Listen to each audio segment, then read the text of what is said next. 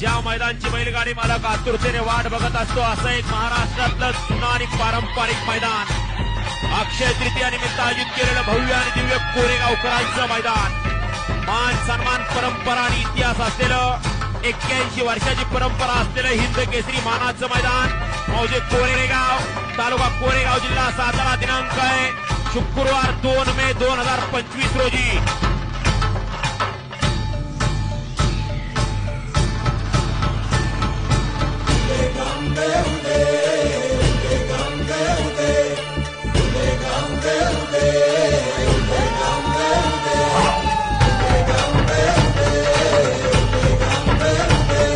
सर्व दिशी मंगळ चढवितो रात्रंगील संबळ.